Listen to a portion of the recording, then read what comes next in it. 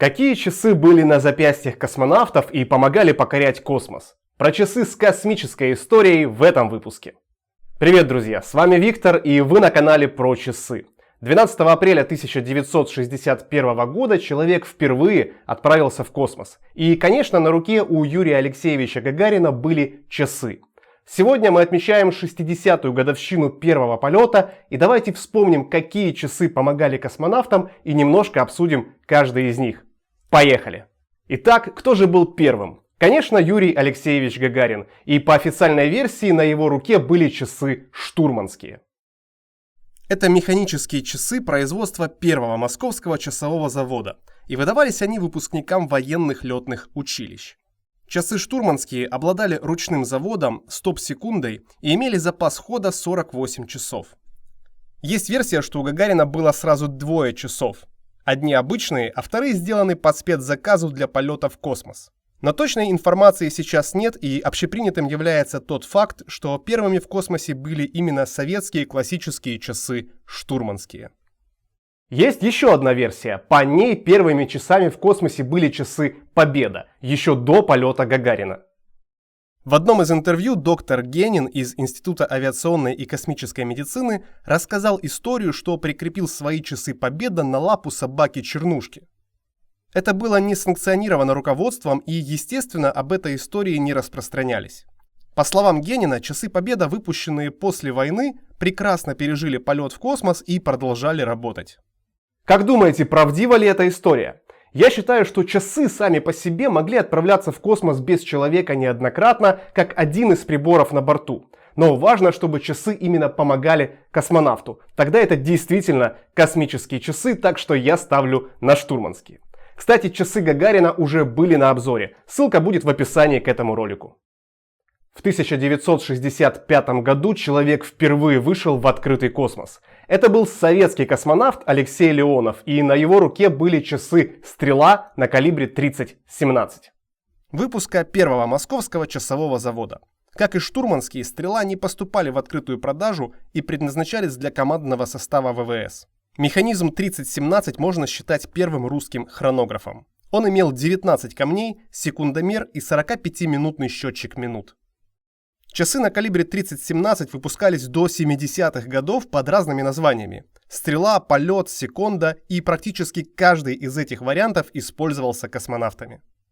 Сегодня среди коллекционеров считается большой удачей заполучить оригинальные советские часы «Стрела» в хорошем состоянии. Их осталось не так уж и много. В Советском Союзе помимо часовых заводов часы производил и научно-исследовательский институт «Часпром». Так были созданы часы с 24-часовой индикацией, которая очень помогала космонавтам ориентироваться во времени суток. Как известно, на орбите не поймешь, когда день или ночь, так как за одни сутки на орбите космический корабль совершает 16 витков вокруг Земли. Эти часы были в космосе вместе с космонавтами Павлом Беляевым и Юрием Артюхиным. Найти эти часы сейчас практически невозможно. Думаю, их осталось всего несколько штук, и они надежно спрятаны у коллекционеров. Еще одни советские часы, о которых обязательно стоит упомянуть в этом рассказе, конечно же, хронограф 3133. Обновленный хронограф изначально выпускался под названием «Океан» и предназначался для военно-морского флота. Но это не помешало часам отправиться в космос. Часы были основаны на механизме Вальжу 7734, лицензию на выпуск которых и оборудование были закуплены в Швейцарии. Новый механизм был менее сложным и более совершенным, чем 3017, впоследствии чего получился и более дешевым.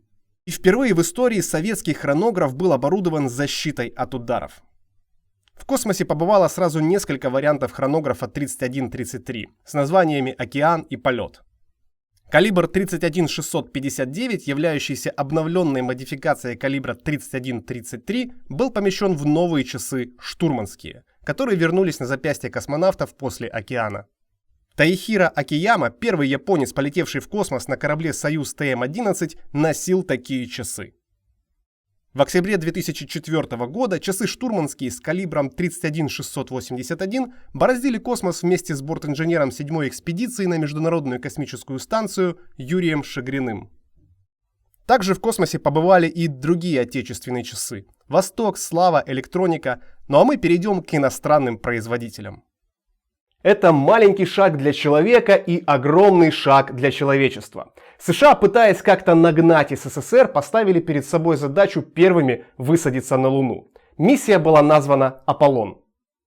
Сотрудники НАСА купили 10 хронографов различных марок в одном магазине Хьюстона, не раскрывая продавцам истинного намерения данной покупки. Эти часы подвергли различным испытаниям, которые длились около 2 лет. По окончании тестов космическим был назначен экземпляр Omega Speedmaster. Часы обладали функцией хронографа, были снабжены безелем с тахиметрической шкалой, окошком даты и календарем. Детали механизма имели родиевое покрытие. Запас хода на 48 часов без подзавода. 20 июля 1969 года Нил Армстронг с Omega Speedmaster на запястье впервые ступил на поверхность Луны. Сейчас модель Omega Speedmaster, с которой покоряли спутник Земли, снята с производства. Но Omega продолжает развивать коллекцию Speedmaster, и сейчас в коллекции есть даже женские часы. Кроме Omega, американские астронавты активно использовали и часы других производителей.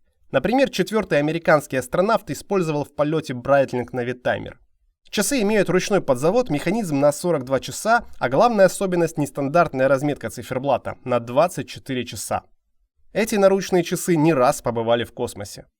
Свое имя в покорение Луны вписала и марка Булова во время миссии Аполлон-15. Лейтенант Скотт использовал в работе на Луне собственные часы. После того, как у его служебных часов треснуло стекло, он решил надеть для выхода на поверхность спутника запасной хронограф Булова.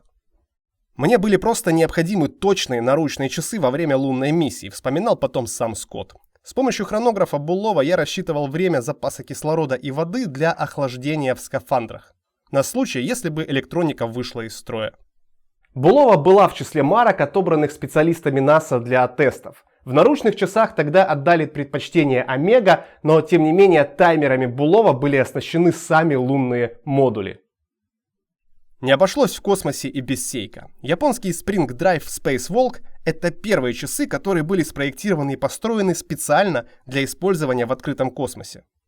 Они интересны поворотным механизмом циферблата часов, адаптированным под управление в перчатках российского скафандра Орлан-М и специальным ремешком увеличенного диаметра для крепления часов на запястье скафандра. Диаметр часов целых 53 мм. Для покорения космоса Seiko выбрал свою лучшую технологию – Spring Drive. В этом механизме секундная стрелка движется идеально плавно. Данные часы впервые опробовал на своей руке космонавт-любитель Ричард Гэриот, являющийся предпринимателем и разработчиком компьютерных игр. Его отец Оуэн Гэриот был космонавтом и всегда брал в полет именно часы марки Seiko. Были в космосе и китайские часы. Часы Фиата в 2003 году побывали в космосе в качестве часов экипажа первой китайской орбитальной космической ракеты. В хронографе Фиата Spacemaster китайский космонавт впервые вышел в открытый космос. Партнером Роскосмос сегодня является компания Fortis. В 1994 году Центр подготовки космонавтов имени Юрия Гагарина, несмотря на сопротивление со стороны Omega, включил хронограф Fortis в официальную экипировку космонавтов. И вскоре часы отправились в открытый космос. 3 года спустя Fortis выступили в качестве официальных часов российско-германского экипажа. Так модели Fortis получили статус официальных космических хронографов. Fortis B42 оснащена популярным Valjoux 7750, одним из самых надежных на рынке автоматических механизмов с функцией хронографа, работающим на частоте 28 800 полуколебаний в час и обеспечивающим запас хода до 48 часов. Специально для международных экспедиций на космическую станцию бренд выпускает лимитированные серии часов. На фотографиях космонавтов можно заметить не 2, а даже 3 пары часов. Это объясняется функциональностью. Как правило, одни часы используются для засекания времени во время каких-то экспериментов, вторые часы используются для определения времени всего полета, ну а на третьих очень часто космонавты хотят видеть домашнее время. Это далеко не полный список часов, которые побывали в космосе. Были и другие не менее интересные модели. И в ближайшее время на канале выйдет много роликов, посвященных космическим часам. Так что не забывайте подписываться на канал и жмите на колокольчик, чтобы не пропустить новые выпуски. Напишите в комментариях, какие часы вы бы взяли с собой в космос. Мне действительно интересно узнать ваше мнение. Спасибо за просмотр, до новых встреч, пока!